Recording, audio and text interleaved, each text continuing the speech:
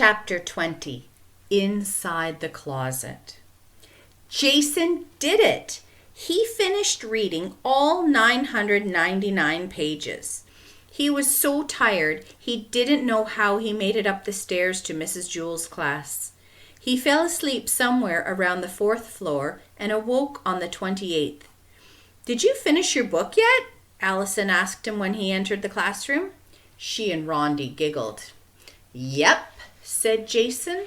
The girls' mouths dropped open. His book report only had to be 1 page, but Jason had written 10 pages. It was impossible to write only 1 page about a 999-page book. He wondered if anybody had ever written a book with more pages.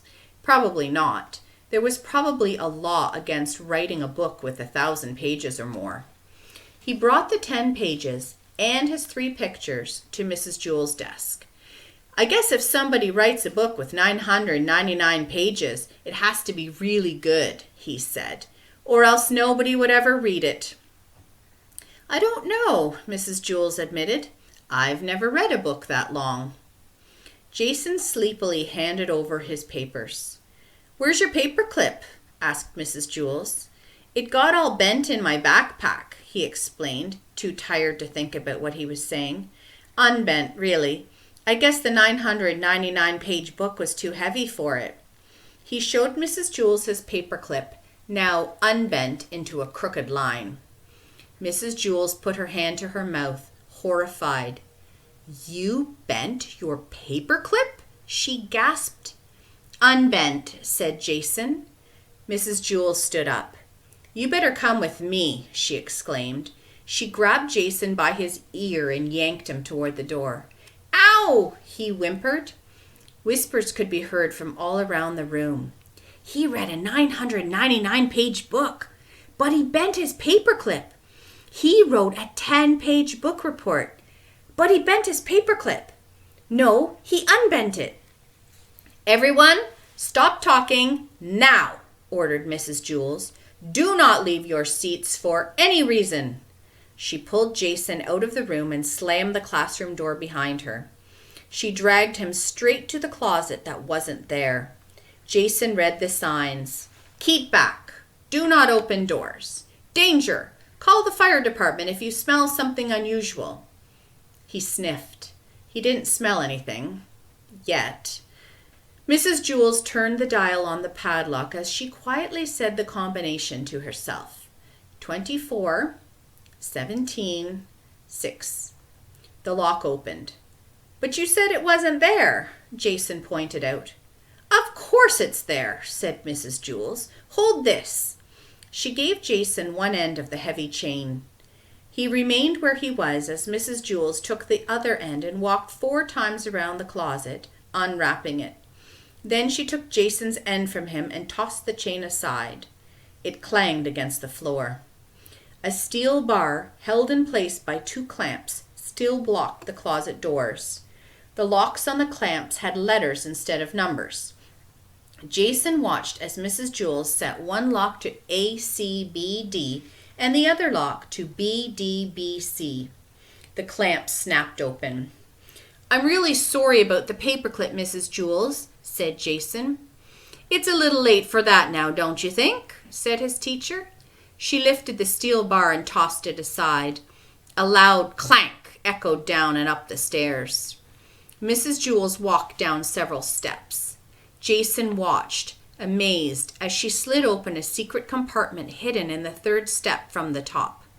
She removed 2 keys, 1 red and 1 green. Each closet door had a keyhole. One was green, the other red. Mrs. Jewell put the green key in the red hole and the red key in the green hole. "I have to turn them toward each other at precisely the same time," she said, "or else it will trigger the sirens and smoke screen." Jason held his breath as he watched her turn the keys. The doors clicked open. Ever since the closet first appeared, he and his friends had been trying to guess what was inside it.